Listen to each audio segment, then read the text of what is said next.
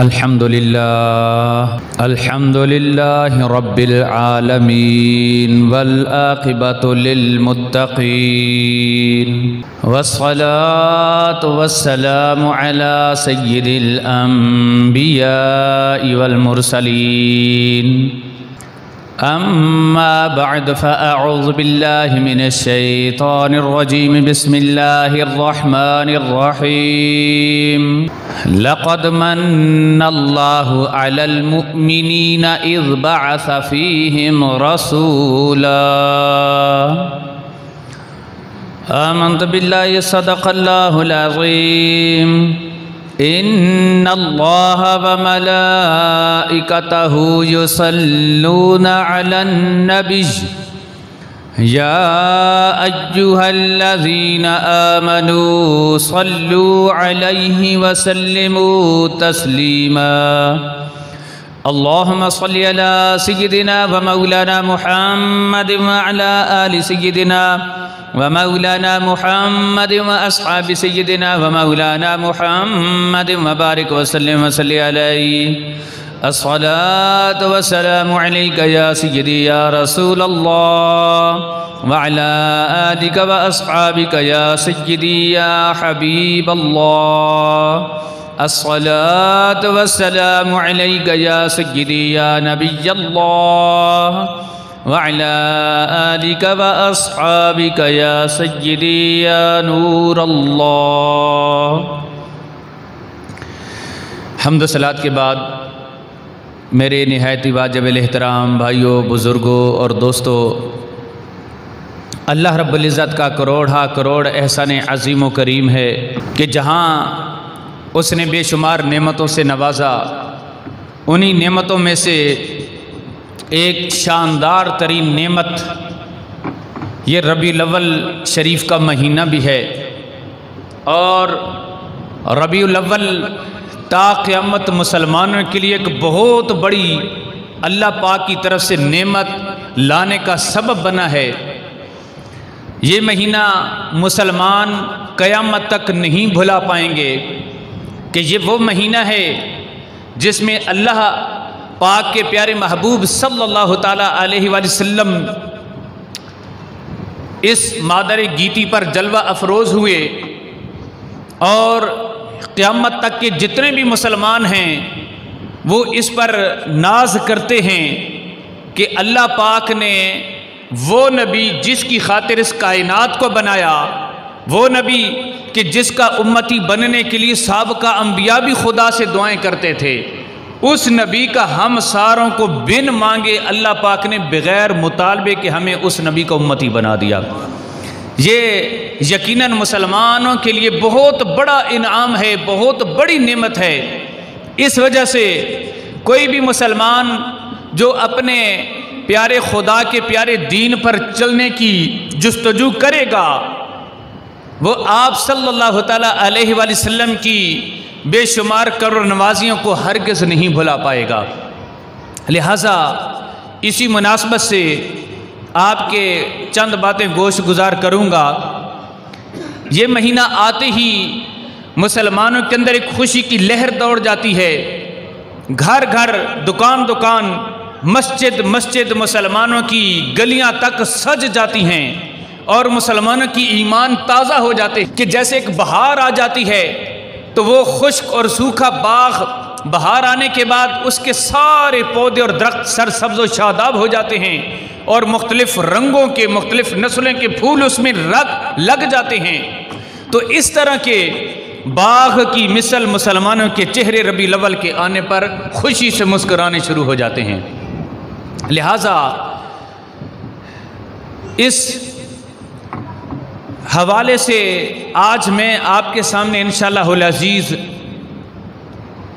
जो हम इस 12 दिन के अंदर मुसलमान अपने घरों को सजाते हैं, मस्जिदों को सजाया जाता है, लाइटें और कुमकुमे लगाए जाते हैं, घरों पर झंडे, दुकानों पर झंडे लगाए जाते हैं, बाज़ारों को सजाया जाता है और जुलूस निकाला जाता है। उस जुलूस में झंडे लिए जाते हैं, इस्तिकबाल होता है जुलूस का और उसमें नबी पाक सल्लल्लाहु ताला अलैहि वसल्लम की शान में नारे बुलंद किए जाते हैं। आइए इन तमाम मामूलात अहले सुन्नत का आया कि कुरान और हदीस में सबूत है कि नहीं, इस हवाले से मैं आज आपके सामने ये बयान करूँगा। सबसे पहले बयान में बरकत डालने के लिए दुरूद पाक की एक फ़जीलत आपके गोश गुजार करूँगा। तवज्जो से सुनिए कि दुरूद या सलाम सिर्फ़ इंसान नहीं पढ़ते। मैं पहले भी अर्ज़ करता रहता हूँ इस तरह की रिवायात कि हज़रत मौला अली मुश्किल कुशा शेर खुदा करम अल्लाह ताला वजहुल करीम इरशाद फरमाते हैं, अल्लाह की इज़्ज़त की कसम कि मैं आज भी उन दरख्तों और उन पत्थरों को पहचानता हूँ कि जब मैं अपने नबी के साथ जब भी वीराने में जाया करता था, पहाड़ी रास्ते या दरख्तों की तरफ जाया करता था, तो वो दरख्त और वो पत्थर मेरे नबी को आता देखकर उन पर दुरूद भी पढ़ते थे और उन्हें सलाम भी किया करते थे। तो इसी मौके पर किसी शायर ने कैसी ज़बरदस्त बात की कि हमारे नबी के आने से पहले दरख्तों की कोई ज़बान नहीं थी, ये पत्थर खामोश थे, गूंगे थे। आज भी हम पत्थरों की आवाज़ नहीं सुन सकते, आज मैं दरख्तों के पत्तों की आवाज़ नहीं सुन सकते, लेकिन जब हमारे नबी इनके पास तशरीफ़ ले जाते तो बाकायदा सहाबा इस आवाज़ को सुनते थे कि दरख्त हमारे नबी को सलाम करते थे और पत्थर हमारे नबी पर दुरूद भेजा करते थे। तो इसी चीज़ की अक्कासी करते हुए कि पहले नहीं करते थे, अब क्यों करते हैं। शायर कहता है, मुश्किल थे जो रास्ते आसान हो गए, मुश्किल थे जो रास्ते आसान हो गए, दुश्मन ये देख कर हैरान हो गए। रखा जब ज़माने में मेरे नबी ने कदम, रखा जब ज़माने में मेरे नबी ने कदम, पत्थर भी कलमा पढ़ के मुसलमान हो गए। तो इंसान तो इंसान, बल्कि ये पत्थर और दरख्त भी हमारे नबी के कलमे पढ़ के मुसलमान हो गए थे। इस वजह से वो आपकी आमद से पहले बुलंद आवाज़ से दुरूद और सलाम उनका नहीं होता था। जब हमारे नबी तशरीफ़ लाए तो वो भी हमारे नबी पर अपनी जान निछावर करने के लिए दुरूद और सलाम के नजराने पेश करना शुरू हो गए। तो इसी तरीक़ा से जब हमारे नबी सल्लल्लाहु ताला अलैहि वसल्लम की पैदाइश हुई तो उस मौके पर हज़रत बीबी आमिना तय्यबा ताहिरा रज़ियल्लाहु तआला अन्हा इरशाद फरमाती हैं कि अब मैं इन चंद चीज़ों को जो मामूलात अहले सुन्नत हैं कि हम ज़मीन पर लाइटिंग करते हैं, अपनी मस्जिदों को सजाते हैं, बाज़ारों को सजाते हैं, इसकी क्या वजह है। आइए चंद अहादीस सुनिए कि सबसे पहले इस हमारे नबी के मीलाद की खुशी मनाने वाला कौन है।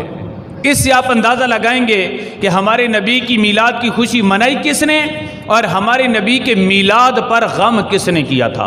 ये यहाँ से आप देख लीजिए ज़रा। जब आप सल्लल्लाहु ताला अलैहि वसल्लम 12 रबीउल अव्वल पीर शरीफ के दिन सुबह सादिक के वक़्त हज़रत बीबी आमिना मक्के के करीब ही हज़रत अब्दुल मुत्तलिब रज़ियल्लाहु तआला अन्हु के घर में आप मौजूद थीं। तो उस वक़्त जब आपके पेट में मौजूद बच्चे के माह पूरे हो गए, पैदाइश के दिन पूरे हो गए, तो आप फरमाती मुझे किसी किस्म का वो बच्चे की पैदाइश वाला दर्द ज़ह महसूस ही नहीं हुआ। उसके बाद जब बच्चा पैदा होता है तो औरत के जिस्म से खून निकलता है। आप फरमाती मेरे जिस्म से खून की बजाय नूर निकला था। जब मैंने देखा उस मौके पर मैंने लंबी लंबी औरतों को देखा, यानी वो साबिक़ा अंबिया किराम अलैहिस्सलाम की ज़ात जो या तो माएँ थी या ज़ौजात थी या फिर हज़रत आसिया थी जो फ़िरौन की बीवी थी, लेकिन मुसलमान थी, जन्नत के अंदर हमारे नबी की ज़ौजा बनेंगी। वो लंबे लंबे कद्दों वाली ख़वातीन हज़रत बीबी आमिना फरमाती हैं कि मैं अपने जब कमरे में थी, मेरा लाल मेरा बेटा जब पैदा होने लगा तो उस वक़्त वो लंबी लंबी औरतें आके उन्होंने मुझे मुबारकबाद दी कि ये कोई आम बच्चा नहीं है, ये अल्लाह का बड़ा ख़ास किस्म का बंदा है, इसी की खातिर तो अल्लाह पाक ने इस कायनात को बनाया है। उसके बाद आप फरमाती हैं कि जब बच्चा पैदा हुआ तो ना नाफ काटने की ज़रूरत पेश आई, नाफ बुरीदा पैदा हुए, और ना ख़तने करने की ज़रूरत आई, ख़तना शुदा पैदा हुए। और फिर मज़े की बात ये कि जिस्म से खून की बजाय नूर निकला। और उस वक़्त जैसे मेरा बेटा पैदा हुआ तो मैं देख के इतनी डरी, किस बात से, आप फरमाती हैं कि आसमानी सितारे ये इतने ज़्यादा आसमान से करीब होते होते ज़मीन के इतने करीब आ गए थे कि मैं डर गई कि अभी ये टूट कर मेरे ऊपर गिर ना पड़े। इतने करीब आ गए थे। क्यों? असल वजह क्या थी?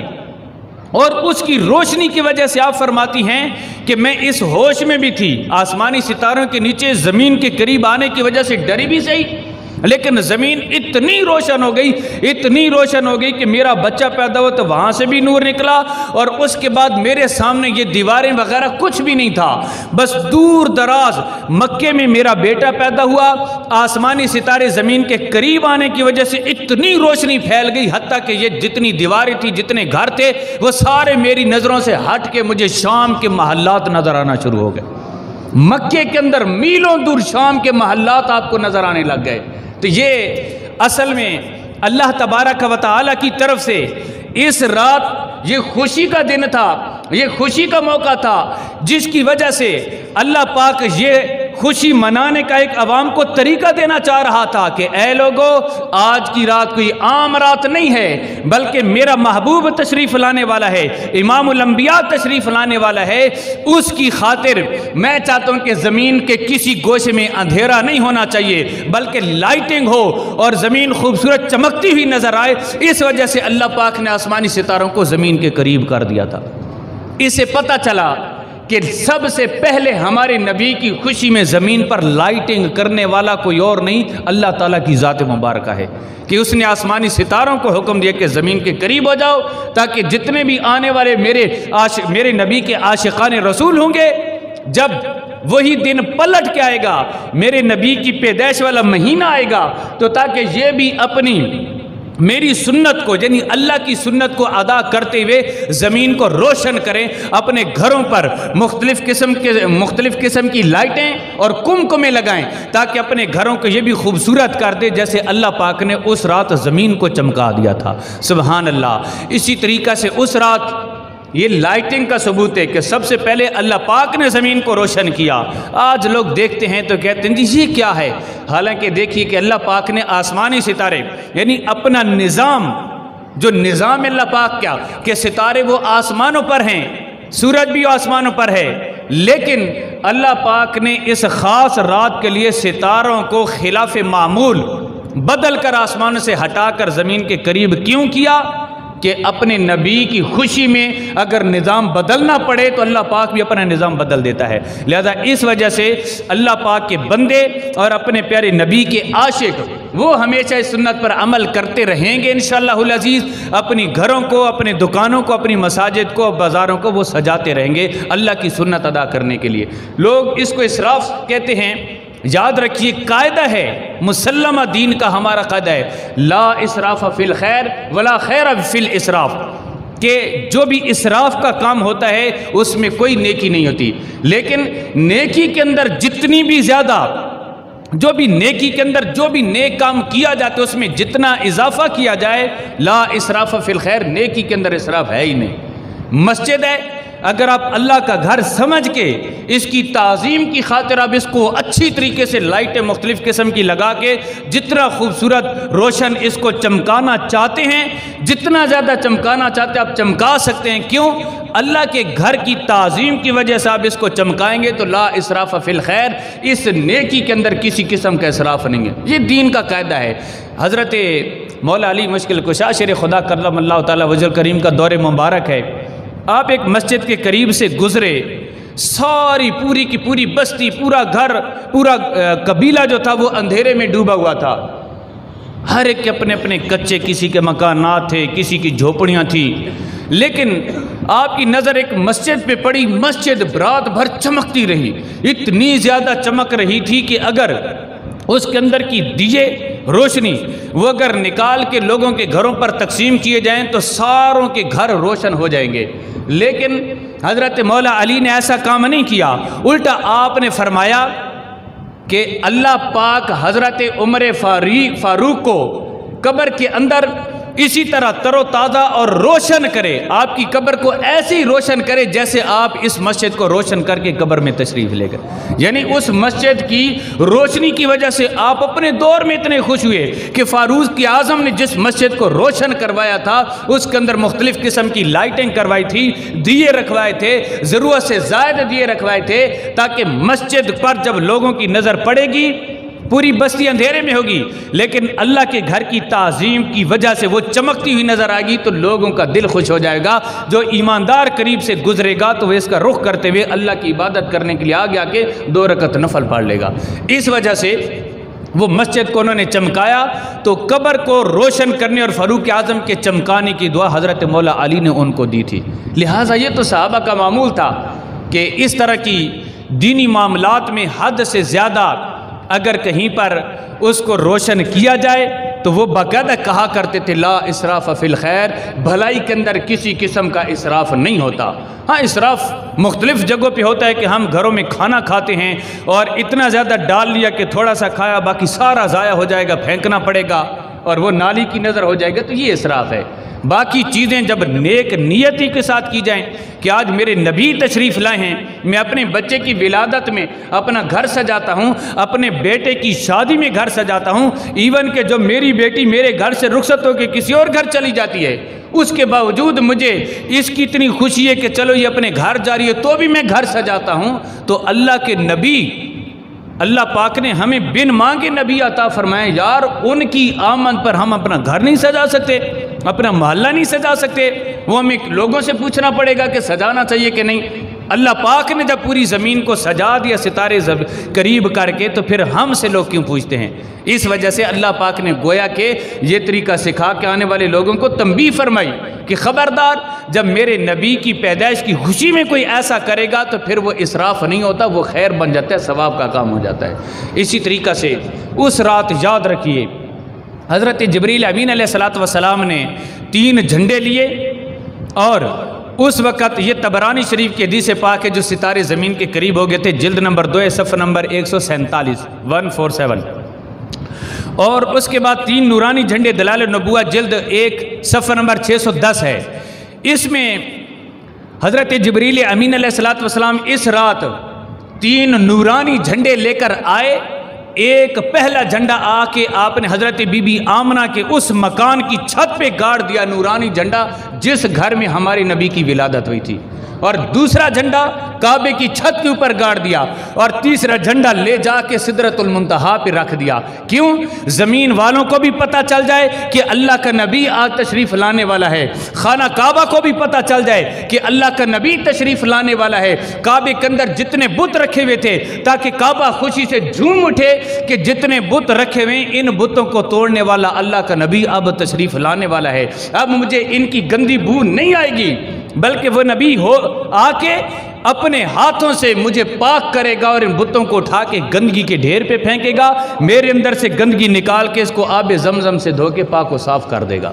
लिहाजा काबा भी खुश हुआ था। इसी वजह से रिवायात में आता है कि काबा भी उस रात हमारे जिस घर में नबी पाक सल्लल्लाहु अलैहि वसल्लम की विलादत हुई थी, काबा भी उस घर की तरफ झुककर सजदा रेज़ हो गया था।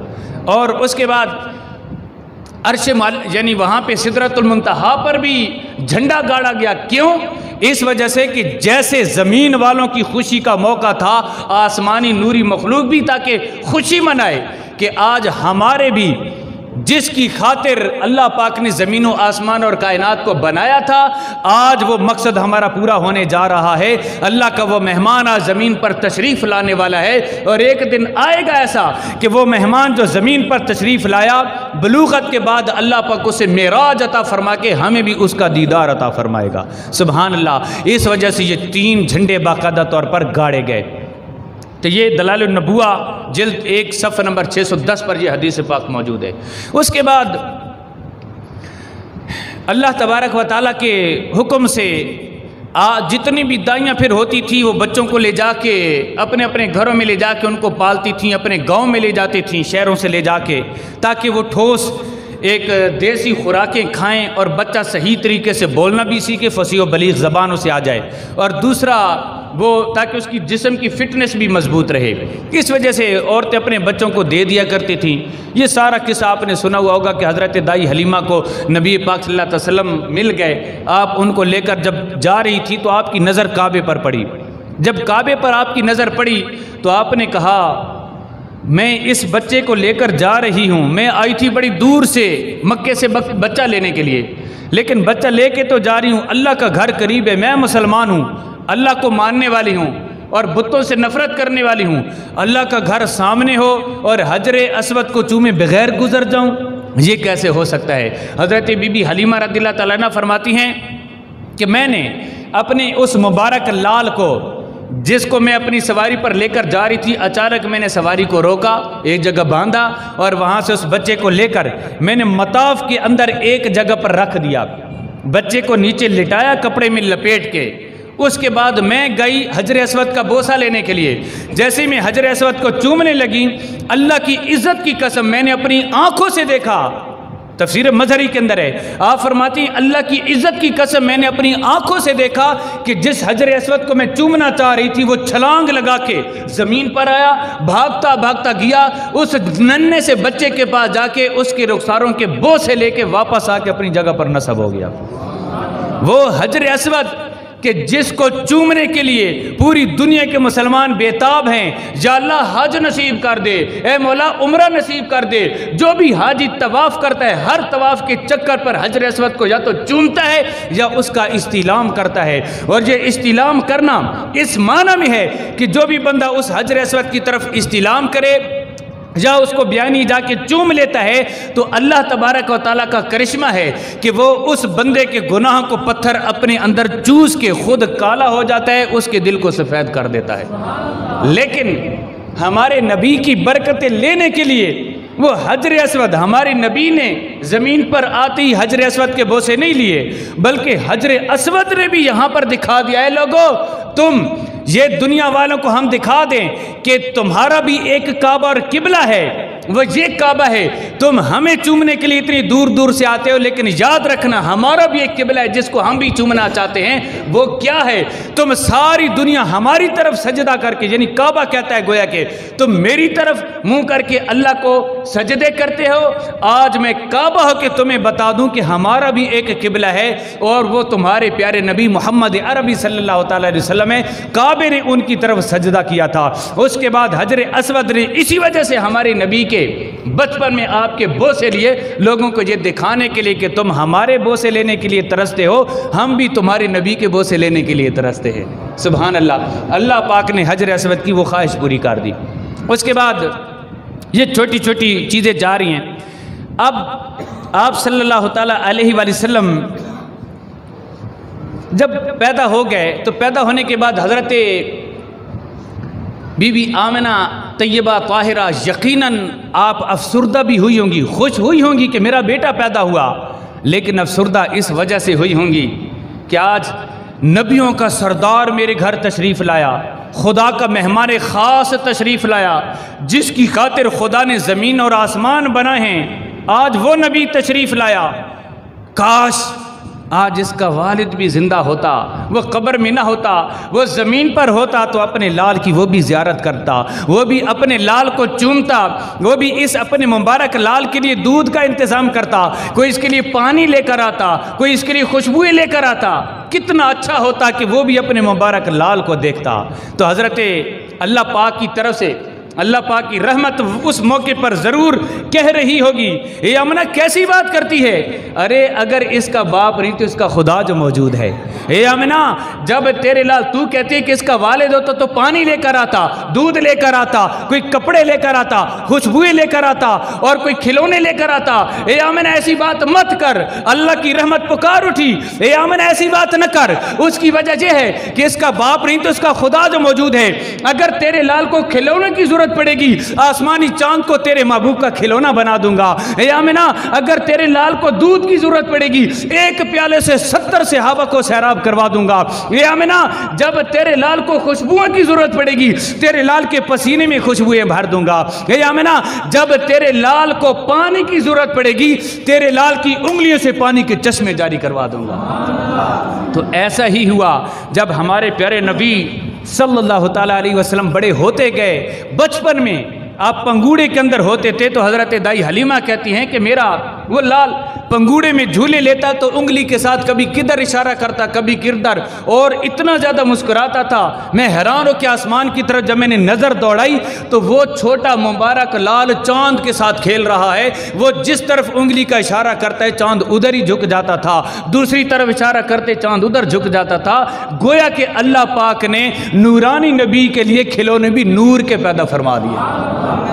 ये अल्लाह का प्यारा नबी है, ऐसा नबी अल्लाह पाक ने बिन मांगे हमें अता फरमा दिया है। सुभान अल्लाह। अब आइए मीलाद की चंद झलकियाँ देखते हैं कि क्या लोग अक्सर सवाल करते हैं जी क्या सहाबा ने मीलाद मनाया है, क्या उन्होंने झंडे उठाए हैं, क्या उन्होंने जुलूस निकाले हैं, क्या उन्होंने किसी जश्न आमद रसूल के इस्तकबाल या कोई कैंप लगाया, इस्तकबाल के बाद उस इस्तकबाल में क्या नारा रिसालत उन्होंने लगाया था। या रसूलल्लाह कहने से लोग बाज़ रोकते हैं। मैं उन भोले भाले लोगों से आज ज़रूर ये कहूँगा कि तवज्जो के साथ मेरी इस दलील को सुनिएगा और जाके ऐसे लोग जो आपको इस तरह की बिलफर्ज उनको कोई शक व शुबा हो तो उनको ज़रूर बताइएगा कि भाई ऐसी बात नहीं है। अपने प्यारे नबी से गद्दारी मत करो यार, अपने नबी से वफ़ादारी करो। जो सहाबा का अकीदा था अल्हम्दुलिल्लाह सुनिया का वही अकीदा है जो आज से 1450 साल पहले सहाबा का अकीदा था।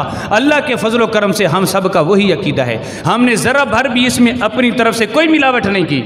लोग मतलब आके कह देते हैं जी ये जब से बरेलवी आए तो तब से मिलाद, वो से पहले तो नहीं होता था। हालांकि ये बहुत बड़ी ज़्यादती है। कुरान और हदीस के अंदर अल्लाह की कसम उठा के कह रहा हूँ हमारे प्यारे नबी की आमद के जश्न की बाकायदा असल कुरान में भी मौजूद है, हदीसों में भी मौजूद है, सहाबा के अमल से भी मौजूद है। आप सुनिए, नबी पाक सल्लल्लाहु ताला अलैहि वसल्लम पीर के दिन रोज़ा रखा करते थे। आपसे किसी ने पूछा भी आप रोज़ा क्यों रखते हैं?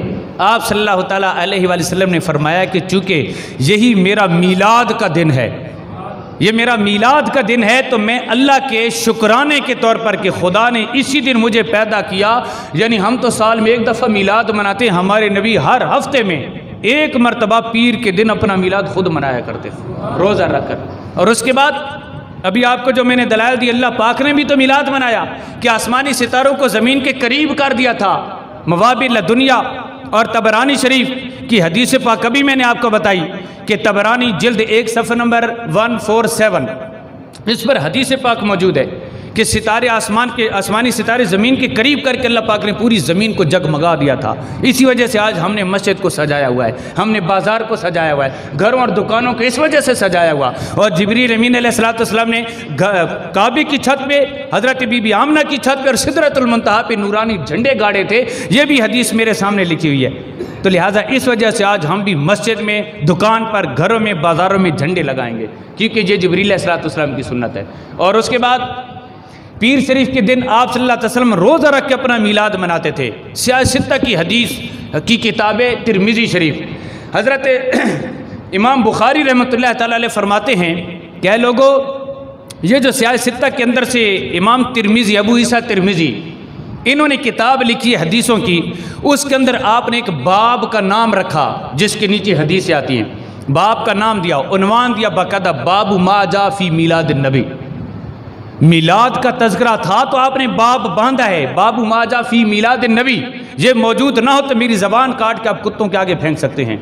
लिहाजा लोगों को क्यों धोखा यार देते हैं कि जी मिलाद साबित नहीं था। सियासत की हदीसों में बाकायदा बाब बांधा गया। और इनके बारे में इमाम बुखारी क्या कहते हैं, जो बुखारी की हदीसें मांगते हैं ना, उनके बारे में ये बात आप सुनिए। इमाम बुखारी फरमाते हैं कि अल्लाह की इज़्ज़त की कसम, ये इमाम तिरमिज़ी अबू ईसा ये मेरा शागिर्द है। इमाम बुखारी फरमाते ये मेरा शागिर्द है, लेकिन इसने मुझसे इतना नहीं सीखा जितना उस्ताद हो के मैंने अपने शागिर्द से सीखा है। उस्ताद हो के मैंने अपने शागिर्द अबू ईसा तिरमिज़ी से जितना सीखा इतना उन्होंने मुझसे नहीं सीखा। तो उन्होंने अपनी किताब के अंदर बाबू माजा फी मिलाद नबी का उन्वान दिया है बाकायदा तौर पे। तो इस तरह के इश्तिहार जो हम आज बनाते, लोग कहते नहीं जी मिलाद मुस्तफ़ा क्या है, सीरत कॉन्फ्रेंस रखो भाई। 300 साल नबी पाक सल्लल्लाहु अलैहि वसल्लम के विसाल के बाद 300 साल बाद ये किताबें लिखी गई। तो 300 साल के अंदर अंदर वो इश्तिहार अपनी किताबों में दे रहे हैं, तो 1400 साल के बाद हम क्यों ना इश्तिहार दें भाई। तो तौरात के अंदर भी हमारे नबी की आमद का इश्तिहार था, इंजील के अंदर भी हमारे नबी की आमद का इश्तिहार था। तो आज इश्तिहार छापा जाए तो जनाब यानी लोग इसको गलत कहना शुरू कर देते। तो अल्लाह पाक ने इश्तिहार दिए पहले हमारे नबी की आमद के। उसके बाद एक सहाबा किराम ने एक महफिल सजाई हुई थी। ये नसाई शरीफ की हदीस पाक है जो सियासत की किताब है, और मुस्लिम शरीफ के अंदर भी अल्फाज की तब्दीली के साथ ये हदीस मौजूद है। वो क्या है, हज़रत अमीर मुआविया रज़ियल्लाहु ताला अन्हु इरशाद फरमाते हैं, हदीस के आप रावी हैं, आप कहते हैं हम एक जगह इकट्ठे होकर एक महफिल सजा के बैठे हुए थे। उस महफिल के अंदर हम कुछ अल्लाह का जिक्र कर रहे थे और नबी पाक सल्लल्लाहु ताला अलैहि वसल्लम के कुछ तज़किरे कर रहे थे। अचानक नबी पाक सल्लल्लाहु ताला अलैहि वसल्लम बड़ी तेज़ी के साथ अपने कमरे से निकलकर हमारी तरफ तशरीफ़ लाए। हम सब खड़े हो गए अदब में। तो आपने इरशाद फरमाया कि सहाबियो मा अजलासकुम, तुम्हें किस चीज़ ने यहाँ बिठाया है, ये महफिल किस चीज़ की है। कहने लगे या रसूलुल्लाह सल्लल्लाहु ताला अलैहि वसल्लम, ये जो हम महफिल सजा के बैठे हैं इसके दो मकासद हैं। एक मकसद ये कि आपके आने से पहले हम काफिर थे, आपके आने की वजह से अल्लाह पाक ने दीन इस्लाम की दौलत से हमें सरफराज फरमा दिया। इस दीन इस्लाम की दौलत से सरफराज फरमाने की वजह से हम अल्लाह ताला की बारगाह में शुक्राने की महफिल सजा के बैठे हैं। आपने फरमाया और दूसरा मकसद क्या है, उन्होंने कहा जी वमन्ना अलैना बिक। दूसरा मकसद ये है कि अल्लाह की इज़्ज़त की कसम, दूसरा मकसद ये कि अल्लाह पाक ने जो आपको हमारे पास भेजा है, आपकी आमद का जश्न मनाने के शुक्राने में हम ये महफिल सजा के बैठे हुए।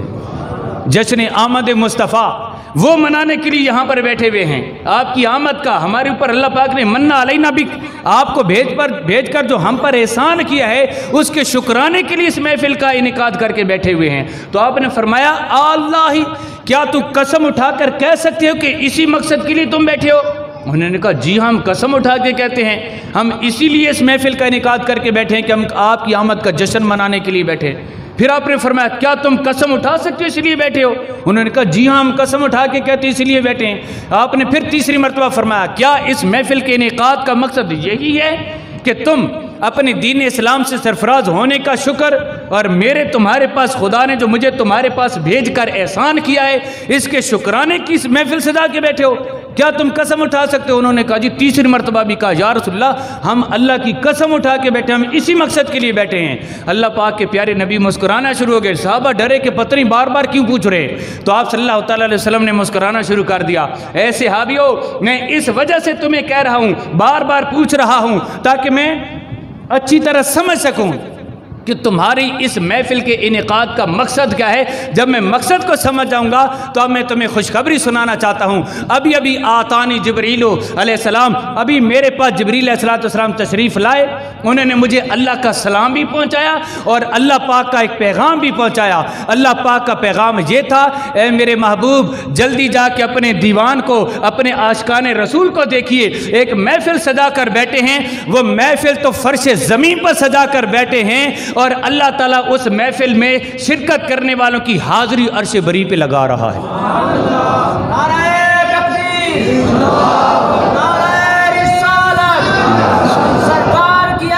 मरहबा मरहबा मरहबा मरहबा मरहबा। तो ये हमारे प्यारे नबी सल्लल्लाहु ताला अलैहि वसल्लम ने इस हदीस से 3 दफ़ा सहाबा से कसम लेके गोया कि क़यामत तक आने वाले मुसलमानों को खुशखबरी दे दी, ऐ लोगो तुम जब भी मेरे मिलाद का सीज़न आया करे महफिल का इनेकाद सहाबा की तरह किया करो। अगर इनकी तरह तुम भी ज़मीन पर अगर महफिल सजा कर बैठोगे तो खुदा उसकी हाज़िरी अर्श बरी पे लगाता है। सुबहान अल्लाह। तो इस वजह से हम बड़े अल्हम्दुलिल्लाह खुशकिस्मत हैं कि जो काम आज से 1400 साल पहले सहाबा ने मस्जिद नबवी के अंदर बैठ कर किया था वही काम आज हम भी सूफियाबाद की नूरानी हनफिया नूरानी मस्जिद में बैठ कर अल्हम्दुलिल्लाह वही काम कर। लिहाजा आप सारे अल्हम्दुलिल्लाह खुशकिस्मत हैं। अब ये भी सियासत की हदीस मैंने बयान की, तो सियासत को तो तकरीबन सारे फ़िरके वाले मानते हैं। अब मैंने बयान कर दिया। अगर फिर भी कोई हवाला मांगे इंशाल्लाह मैं पूरा ये देने को तैयार हूँ। चोर चोरी करता है उसका हाथ काटा जाता है। अगर अकमल कादरी इस मिंबर रसूल पे बैठ के झूठ बोले, मेरी ज़बान काट के आप कुत्तों के अगर फेंक सकते हैं कि ये अगर हदीस ना मिले तो मैं दिखाऊंगा हदीस सियासता की, ये जो अभी आपके सामने मैंने रखी है। इसका हवाला नसाई शरीफ जिल्द 8 है, सफ़र नंबर 249। उसके बाद जब ये भी एक महफिल हो गई, इसके बाद अब हम जैसे गुरबा हैं, सहाबा किराम अलैहिम रिदवान को तो नबी पाक सल्लल्लाहु अलैहि वसल्लम ने उस हाज़री की खुशखबरी सुना दी।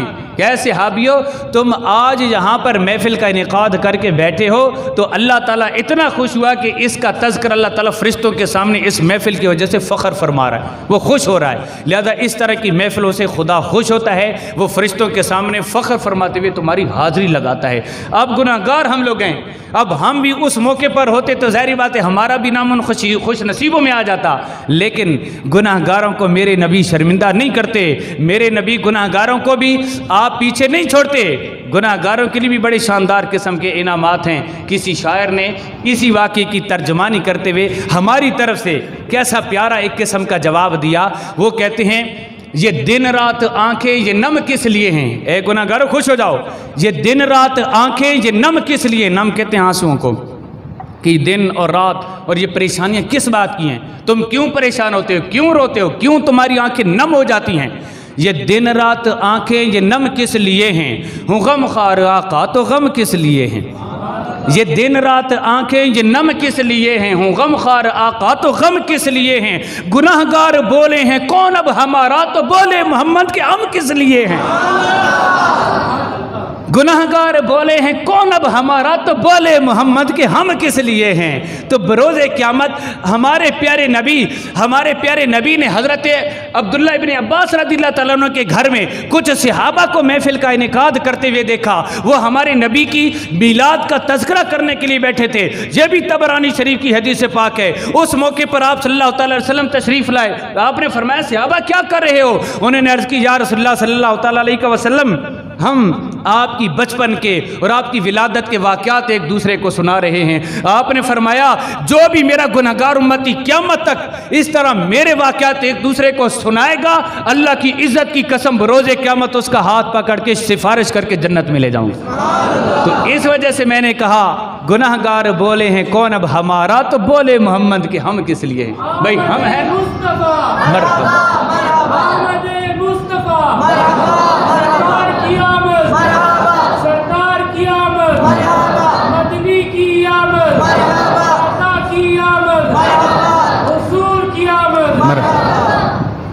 अब आखिरी एक दलील जुलूस की, झंडे के साथ उस जुलूस की क़यादत खुद हमारे नबी ने की थी वो, और उसके बाद सहाबा को उसके अंदर बाकायदा नारे लगाना, वो भी नारे रिसालत के। वो हदीस मुस्लिम शरीफ, कुरान पाक का सबसे बाद पहले रुतबा, उसके बाद बुखारी शरीफ का सेहत इस्नाद के हवाले से याद रखिए रुतबे हदीस के हैं, तो बुखारी उसके बाद मुस्लिम। तो मुस्लिम की ये हदीस पाक आपको पढ़ के सुना रहा हूँ। नबी पाक सल्लल्लाहु ताला अलैहि वसल्लम जिस रात आप मक्के से मदीने की तरफ हिजरत करके आ रहे थे तो पीर का दिन था, और उसके बाद जब हिजरत करके आप मदीने में दाखिल हुए तो वो भी पीर का दिन था। और मज़े की बात ये कि पीर का भी दिन था और 12 रबीउल अव्वल का भी दिन था। रबीउल अव्वल की भी 12 थी और पीर का भी दिन था। जिस दिन आपकी विलादत हुई थी उसी दिन आपने मदीने में पहला कदम रखा था। अब उससे पहले एक बुरीदा असलम, ये हदीस बुखारी ये वाला हिस्सा मुस्लिम में नहीं है जो मैं अब बयान करने लगा, वो वफ़ाल वफ़ा के अंदर है कि हज़रत बुरीदा असलमी, ये पहले मैंने हज़रत बुरीदा कह दिया। ये उस वक़्त इस्लाम कबूल इन्होंने नहीं किया था जब नबी पाक सल्लल्लाहु अलैहि वसल्लम हिजरत करके आप जा रहे थे, मदीने के बिल्कुल करीब पहुँचे। और गारे सौर के अंदर जब आप 3 दिन रहे थे, सिद्दीक़ अकबर आपको कंधों पर उठा कर लेके जा रहे थे। फिर वहाँ से कामयाबी के साथ जब आप मदीने के बिल्कुल करीब पहुँचे, अचानक काफरों ने पीछे इनाम का लालच दे के बुरीदा को भेजा, ए बुरीदा असलमी जा, तू बड़ा बहादुर आदमी है, तू पूरे 1000 जंगजुओं को लेकर जा, और मुसलमानों के नबी मक्के से भाग के मदीने जा रहे हैं, तू जाके उनका सर कलम करके लिया, तुझे मुंह मांगा इनाम देंगे। तो ये बंदा बुरीदा असलमी अपने लश्कर समेत जैसे ही हमारे प्यारे नबी सल्लल्लाहु अलैहि वसल्लम का पीछा करते करते वहाँ पहुँचा, तो इसने आप सल्लल्लाहु अलैहि वसल्लम को घेरे में ले लिया अपनी फ़ौज में। जब आपके सामने आया तो फ़ौरन ही आप पर हमला करना चाहता था। फ़ौरन ही ज़मीन उस ज़मीन ने अपने अंदर कदम उसको घुटनों तक अपने अंदर दबा लिया। घुटनों तक वो धंस गया ज़मीन में। वो परेशान होकर कहता है, ए अल्लाह के रसूल मुझे छुड़वाइए, अब मैं आप पर हमला नहीं करूँगा, मैं चला जाऊँगा। तो आपने फरमाया ज़मीन इसे छोड़ दे। उसको छोड़ा। अब जैसे ही वापस पलटने लगा तो वो दोबारा वो हमला करने के लिए आगे बढ़ा तो ज़मीन ने रानों तक दफन कर लिया, उसे फिर दबा लिया। तो इसी तरीके से दोबारा से उसने कहा, या रसूलल्लाह खुदा के लिए मुझे बचा लीजिए, अब मैं ऐसे नहीं करूँगा। जैसे ही दोबारा ज़मीन ने उसे छोड़ा तो उसके बाद जब गौर से उसने हमारे नबी के चेहरे को देखा तो कहने लगा, ए लश्करियों, ए मेरे फौजियों, अल्लाह की इज़्ज़त की कसम, अगर हक पूछो ना तो ये वाकई मुसलमानों के नबी जो है, ये वाकई सच्चे नबी हैं, ये किसी झूठे का चेहरा नहीं हो सकता। मैं क्या ख्याल है, आज मैं आया तो इनका सर लेने के लिए था, लेकिन नहीं, आज अपना सर इनकी गुलामी में दे के जाऊँगा। मैं तो इनका कलमा पढ़ के मुसलमान हो रहा हूँ। फ़ौरन ही वो जाके आपके कदमों से लिपट गया, खुदा के लिए कलमा पढ़ा के मुझे मुसलमान कर दें। अपने पूरे लश्कर समेत वो कलमा पढ़ के मुसलमान हो गया। उसके बाद कहता है जी, अब आप डर की वजह से मदीने में दाखिल नहीं होंगे अकेले, हज़रत सिद्दीक़ अकबर के साथ अकेले आप नहीं, बल्कि अब आपका दाखिला मदीने के अंदर जलूस की शक्ल में होगा। 12 रबीउल अव्वल पीर का दिन है। बुरीदा असलमी अब काफिर नहीं, सहाबी बन चुके हैं। उन्होंने अपना फ़हल्ला इमामतहू, उन्होंने अपना इमामा सर से उतारा और उसे अपने फशद्दा रुमहू, और उसे अपने नेज़े के ऊपर बांध कर बुलंद किया और कहने लगा, हाज़ा लिवाउन, या रसूलल्लाह ये आपकी फतह का झंडा है। अब आपका दाखिला मदीने के अंदर झंडे के साथ भी होगा और जलूस की शक्ल में होगा। अब इनफिरादी तौर पे छुप छुपा के मदीने में नहीं जाएंगे, हम जलूस की शक्ल में मदीने में दाखिल। तो ये जलूस की शक्ल में, उस जलूस की क़यादत खुद बुरीदा असलमी झंडा पकड़ के हमारे नबी के बिल्कुल साथ साथ यूं चलते हुए जा रहे थे, जैसे दो उंगलियां आपस में मिलकर चलती हैं। उसके बाद अब मुस्लिम शरीफ का दर्जा आ गया जी। मदीने में जब दाखिल होते हैं, सुबहान अल्लाह, नज़ारा ही कुछ और है। जब मदीने में दाखिल होकर देखते हैं तो हदीस पाक के अल्फाज क्या है, मुस्लिम शरीफ की हदीस पाक के, फ़साइदर रिजाल वन्निसाउ फ़ौक़ल वजूद व तफ़र्रक़ल ग़िलमान वल ख़िदम फ़ित तरीक़ युनादूना या मुहम्मद या रसूलल्लाह, या मुहम्मद या रसूलल्लाह। यानी हज़रत बुरीदा कहते हैं कि जब हम मदीने के अंदर दाखिल हो गए, मुस्लिम शरीफ की हदीस पाक, बुखारी के बाद इसका रुतबा, फरमाते हैं कि जब मदीने के अंदर हम दाखिल हुए तो हमारा दाखिला कुछ इस शान से हुआ। हमने तो झंडा लिया हुआ था, हमने तो जलूस सरकार की आमद का निकाला हुआ था, लेकिन मदीने वालों का क्या शानदार इस्तकबाल था कि वो अपने नबी की आमद का जश्न वो भी मना रहे थे। वो इस इंतज़ार में थे कि जैसी पहाड़ी से या रेत के टीले से हमारे नबी बरामद हों तो उस वक़्त हम भी, जितने मुसलमान हैं वो सब के सब क्या करेंगे, फ़साइदर रिजाल वन्निसाउ फ़ौक़ल वजूद, जितने भी घर की औरतें और मर्द थे वो सारे उस गली के अंदर, जितने घर दोनों तरफ आते थे, अपनी घरों की छतों पे चढ़ के वो भी अपने हाथों को लहरा रहे थे। इस जलूस की 12 रबीउल अव्वल के दिन, पीर के दिन, मदीने में दाखिले के वक़्त इस शानदार जलूस का इस्तेकबाल करने वाले सहाबा मर्द भी थे, सहाबा औरतें भी थी, और घरों की छतों पर चढ़कर इस जलूस का उन्होंने इस्तेकबाल किया था। व तफ़र्रक़ल ग़िलमान वल ख़िदम फ़ित तरीक़, जितने उस वक़्त के नौकर चाकर थे, ग़ुलाम थे और बच्चे थे, वो सारे गलियों में फैल गए। 2 लाइनें उन्होंने बना ली, कुछ इधर खड़े गए, कुछ उधर खड़े गए। हमारे नबी जब वहाँ से गुजरे तो उन्होंने नारे लगाने शुरू कर दिए, नाराए रिसालत, नाराए रिसालत, नाराए रिसालत। ये रिसालत का नारा मुस्लिम शरीफ के अंदर, जुनादूना या मोहम्मद या रसूलल्लाह, जुनादूना या मोहम्मद या रसूलल्लाह के बाकायदा नारे उन्होंने लगाने शुरू कर दिए। तो देखिए 12 रबीउल अव्वल के दिन, पीर शरीफ का दिन है, हमारे नबी मक्के से मदीने में आ रहे हैं, तो आपकी आमद का जश्न जलूस की शक्ल में हुआ, झंडा उठा के हुआ। सहाबा जलूस निकालने वाले और इस जलूस का इस्तेकबाल करने वाले भी सहाबा मर्द और सहाबा औरतें और सहाबा बच्चे और सहाबा बच्चियाँ थीं। और वो सारे के सारे ग़ुलाम वो गलियों में फैल के बाकायदा जुलूस का इस्तिकबाल, गोए कि जुलूस निकालना भी सहाबा की सुन्नत, जुलूस की क़यादत करना हमारे नबी की सुन्नत, झंडा उठाना सहाबी की सुन्नत, और उस जुलूस का जश्न आमद रसूल के जुलूस का इस्तिकबाल करना ये भी सहाबा मर्दों और औरतों की सुन्नत, और इस जुलूस में रिसालत के नारे लगाना ये भी सहाबा की सुन्नत। अब पीछे क्या रह गया? ज़ाहिर बात है एक एक चीज़ अल्हम्दुलिल्लाह जो हम लोग सुन्नी हजरात जितना भी कुछ करते हैं, चाहे घरों को सजाते हैं, झंडे लगाते हैं, जुलूस निकालते हैं, उसमें जुलूस का इस्तिकबाल करते हैं, या कोई चीज़ मीठी तकसीम करते हैं, और इस तरीके से जायज़ हद तक हो तो इसमें कोई कबाहत नहीं है, बाकायदा सहाबा से साबित है। तो लोग खामखा तशवीश का शिकार करने के लिए कहते हैं जी फ़लाँ ने नहीं मनाया, फ़लाँ ने नहीं मनाया। जब अल्लाह ने मना दिया, उसके रसूल ने मना दिया, सहाबा ने मना दिया, और इन आइम्मा हदीस ने अपनी हदीसों में लिख दिया, और उस वक़्त से तवातुर के साथ चलता आ रहा है, तो यार अब और क्या सबूत चाहिए आपको? पहले तो मोबाइल नहीं था, अल्लाह का शुक्र है कि मोबाइल ने ये मसला भी अब हल कर दिया है कि बाकायदा तौर पे आपको मुख्तलिफ ममालिक जो अरबी ममालिक हैं उनके बड़े बड़े जुलूस इन दोनों में आपको देखने को मिलेंगे कि कई सालों से सदियों से वो करते हुए चले आ रहे थे। तो पहले इस तरह के कुछ लोग वो जो अंग्रेज़ों से पैसा लेके हमारे दीन से, हमारे मुस्तफ़ा से गद्दारी करते हैं कि लोगों के अंदर इंतशार फैले, कोई बरेलवी बने, कोई देवबंदी बने, कोई अहले हदीस बने, कोई शिया बने, ताकि इनके अंदर इश्तिराक इफ्तिराक हो, धड़ेबाजियों में मस्जिद अलग बने, ताकि गैर मुस्लिम कुव्वतें रॉक एजेंट वो पाकिस्तान को तबाह करके सफ़ हस्ती से मिटा दें। आप हकीकत टीवी इस तरह के कोई कभी अब थोड़ा बहुत ये तहकीक करेंगे, सर्वे करेंगे तो इस तरह की वीडियोस मिल जाएंगी जो लोग कहते हैं कि जी मुसलमानों को तबाह करना कोई मुश्किल नहीं है, बस थोड़ा सा शोशा छेड़ दो, इन मौलवियों को थोड़ा सा आपस में लड़ाने वाली एक बात छोड़ दो, पैसा इनको चाहिए। ये मस्जिदों से 20-20 हज़ार, 15-15 हज़ार, 7-7, 8-8 हज़ार तनख्वाहें लेते हैं। जब इनके अकाउंट्स में 2-2 लाख रुपया जाएगा मंथली तो ये तुम्हारी बोली बोलना शुरू कर देंगे। वाकई जो बेचारे कमज़ोर ईमान वाले होते हैं फिर वो बिक जाते हैं। तो इस वजह से अल्हम्दुलिल्लाह हम जितने भी मुसलमान बैठे हुए हैं, हम कुफ़ार के नापाक इरादों को खाक में मिला देंगे, हम इश्क़ रसूल पर आँच नहीं आने देंगे, और इन जलूसों को पहले से ज़्यादा बढ़ा देंगे। और मैं उनको भी दावत इत्तिहाद देना चाहता हूँ जो बेचारे उनकी वजह से, उनकी साजिशों में आके वो हमारे पास आने ही नहीं चाहते। यार इधर बैठो तो सही, मैं दलीलें दे रहा हूँ, आप दलीलें सुनो तो सही, मेरे पास आओ, मैं तुम्हें दलीलें भी दिखाऊंगा, सियासत से दिखाऊंगा, जिस किस्म की हदीस तुम्हें चाहिए उसी से दिखाऊंगा। जब सारी चीज़ें मौजूद हैं तो वो खामखा उनके इशारों पे चल के उनसे पैसे लेने की खातिर क्यों इश्तिराक को इफ्तिराक फैलाते हो। और एक आखिर में खुशखबरी आपको सुनानी है मैंने अल्हम्दुलिल्लाह आज। एक तो ये कि नबी पाक सल्लल्लाहु अलैहि वसल्लम के साथ जो हमारे ताल्लुक़ है ना वो दो तरह का होता है हमारे नबी से ताल्लुक़। एक होता है आपकी ज़ात से ताल्लुक़, एक होता है आपकी तालीमात से ताल्लुक़।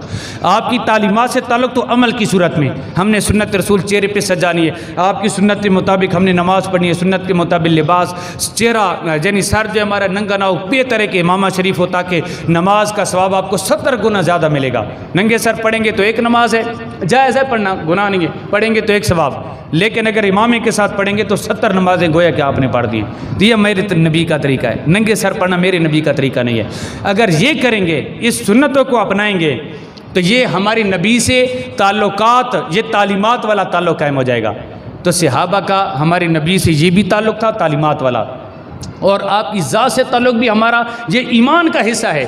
बग़ैर नबी की मोहब्बत के खुदा की कसम हमारा ईमान नाक़िस है, हम कामिल मुसलमान नहीं हैं। इस वजह से कि हमारे सहाबा के अमल को देख के बुखारी और मुस्लिम की हदीस अब आपको मैं एक दो सुनाना चाहता हूँ। वो बाकायदा तौर पे हमारी नबी से उनको इतनी मोहब्बत होती थी, कोई भी हजाम बाल काटने वाला कोई सहाबी हमारे नबी सल्लल्लाहु अलैहि वसल्लम जब भी आपने ज़िंदगी में बाल कटवाए हैं ना, तो बाल काटने के लिए जैसी हजाम आता था सहाबा दौड़े दौड़े आते थे आपके इर्द गिर्द।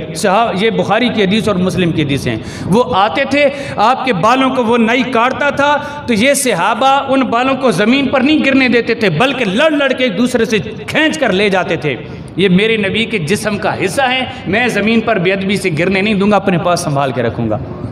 और जब भी आप नाखून काटते थे बाकायदा सहाबी ज़मीन पर नहीं गिरने देते थे, आपके नाखूनों को अपने हाथों पर ले लेते थे। और तो और हमारे नबी जब भी वुज़ू करते थे और आप अपनी मुंह में कुल्ली के लिए पानी डाल के जब नीचे फेंकना चाहते थे तो सहाबा आके अपने हाथों को नीचे करके उस पानी को भी अपने चेहरे पर, जिस्म पर, सर पर मल के तबरुक हासिल किया करते थे। ये बुखारी और मुस्लिम की हदीस आपके सामने रख रहा हूँ। तो इस तरह की चीज़ें भी लोग बयान नहीं करते।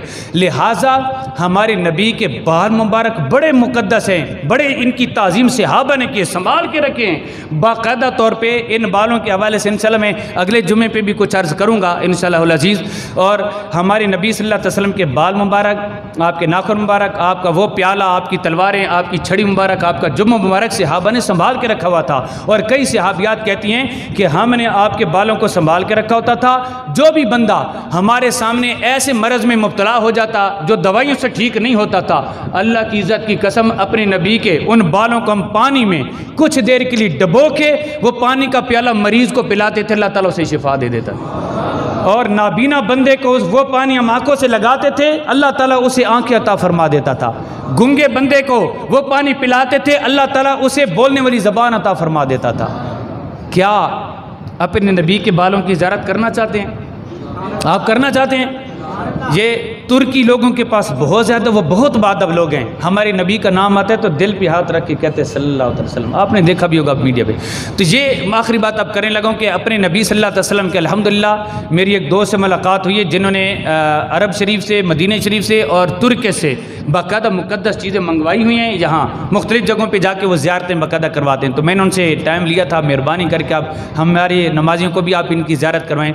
अगले जुम्मे को, अगले जुम्मे के दिन इंशाअल्लाह अज़ीज़ हम ये अगली इस दीवार के साथ टेबलें लगा के प्यारे नबी सल्लल्लाहु अलैहि वसल्लम के मुँह मुबारक, बाल मुबारक भी रखेंगे, आपका जुब्बा मुबारक, असा छड़ी मुबारक और आपके नालैन पाक का तलवा, ये और चारों खुलफाए राशिदीन के बाल और उनकी कब्र की चादरें जो हैं उनके टुकड़े हैं। हुजूर गौसे पाक रज़ियल्लाहु ताला अन्हु जिस प्याले में दूध या पानी या मशरूब पीते थे वो प्याला, और नबी पाक सल्लल्लाहु अलैहि वसल्लम की लकड़ी का वो प्याला जिसमें आप मशरूबात डाल के पिया करते थे। और सहाबियात कहती हैं हम बीमारों को उस प्याले में, जब तक हमारे पास रहा, बीमारों को उस प्याले में पानी डाल के देते थे, अल्लाह पाक उन्हें शिफा दे देता था।